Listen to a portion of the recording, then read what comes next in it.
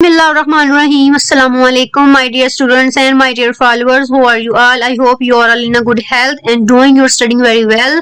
जी तो प्यारे बच्चों, हमने जो है वो अपने लास्ट वीडियो में चैप्टर नंबर 7 इफ की जो है वो ओवरऑल ट्रांसलेशन को डिस्कस किया था। साथ में हमने इसके राइटर को भी डिस्कस किया था कि क्यों जो है वो उन्होंने इफ जो है वो लिखी और क्या रीजन थी, क्या वजह थी।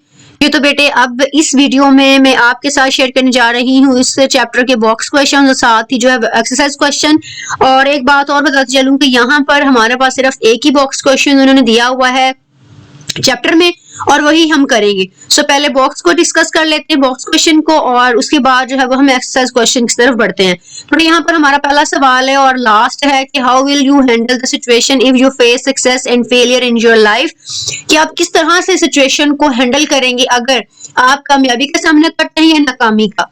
तो आंसर में कि I would stay humble in success, मैं कामयाब जब होऊंगा तो उसमें मैं आजिज रहूंगा, मतलब मैं कोई गरूर या फख्र नहीं करूंगा कि मैं कामयाब हूं, मैं आजिज रहूंगा एंड स्ट्रॉन्ग इन फेलियर, और नाकामी में मैं मजबूत रहूंगा।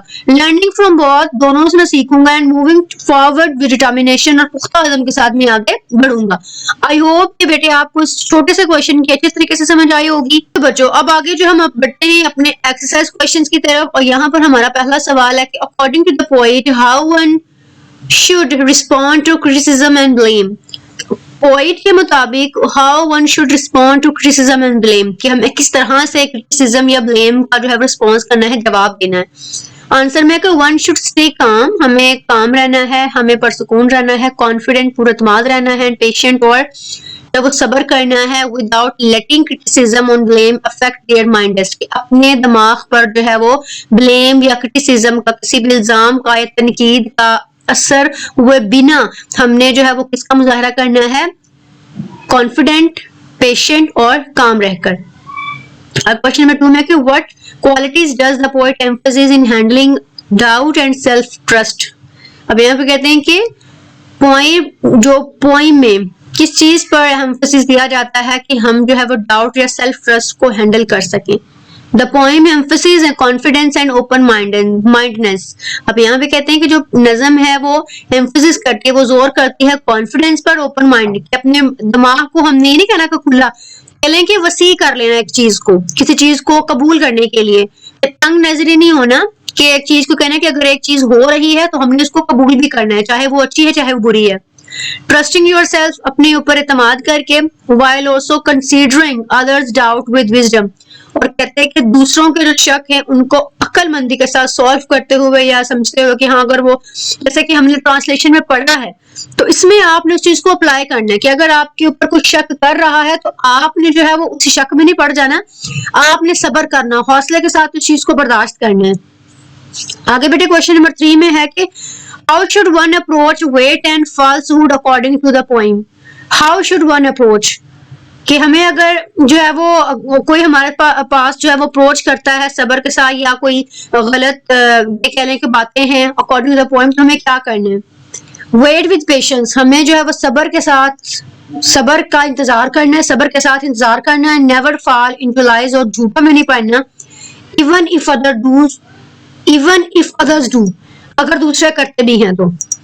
आगे क्वेश्चन नंबर 4 में कि what advice does the poem give about dreams and inspirations, कि जो हमें ये पोएम है हमें क्या एडवाइस करते हैं हमारे ड्रीम्स या इंस्पिरेशंस के बारे में, कि क्या हमें वो इंस्पिरेशन के बारे में हमें बताती है कि अगर हम ख्वाब देखते हैं तो हमें क्या करना है, और हम इंस्पायर होते तो हमें क्या करना है। कहते हैं one should dream but not be ruled by dream, हमें ड्रीम देखनी चाहिए, हमें ख्वाब देखनी चाहिए, लेकिन अपने ख्वाबों को अपने ऊपर हावी नहीं होने देना। Stay practical and focused, practical रहना है और फोकस्ड रहना है अपनी चीज के ऊपर, किसी भी चीज को अपने ऊपर हावी नहीं होने देना, खुद हावी होना है, किसी और को नहीं हावी होने देना। आगे बढ़े क्वेश्चन नंबर 5। तो बेटे आगे हमारा क्वेश्चन नंबर 5 है कि how should a person handle twisted truth and personal losses, कि एक जो शख्स है वो किस तरह से दो चीजों को हैंडल कर सकता है जिसमें जो है वो सच्चाइयां भी हों, ट्रुथ भी हों और पर्सनल लॉसेस भी हों। तो ये कहते हैं कि face twisted truth and losses with patience, के सब्र के साथ उनको दोनों चीजों को बर्दाश्त करना है। रिबिल्ड विदाउट कंप्लेन, उनको दोबारा से रिबिल्ड करना, दोबारा से बनाना है बिना किसी शिकायत के। आगे क्वेश्चन नंबर 6 में कहते हैं कि What does the poem suggest about resilience and rebuilding after stake bugs? कि हमें कहते हैं कि वो कहते हैं कि अगर आप ये कह लें कि कुछ भी आपसे छूट गया है या कोई भी चीज रह गई है, आप नाकाम हुए हैं और आप एक चीज हासिल नहीं कर पा रहे, तो वो हमें क्या सजेस्ट करती है ये पोएम? तो वो कहते हैं show resilience by starting over even after setbacks using whatever is left. क्या आपने कुछ भी आपसे पीछे रह गया है, कुछ भी आप किस चीज में नाकाम हुए हैं, तो आपने क्या करना है कि आपने हर चीज को दोबारा से स्टार्ट करना है। आगे बढ़े क्वेश्चन नंबर 7 में कहते हैं कि according to the poem how should one persist in difficult times। According to poem के पोएम के मुताबिक how should one persist in difficult times कि हमें किस तरह से एक चीज के ऊपर persist रहना है, हमें जो है वो डटे रहना है। ठीक है, तो वो कहते हैं कि persist with will power and determination, कि पुख्ता अज़म और विल पावर के साथ हमने एक चीज के ऊपर जमे रहना है, even when exhausted, हत्ता कि हम जो है वो थक भी जाएं।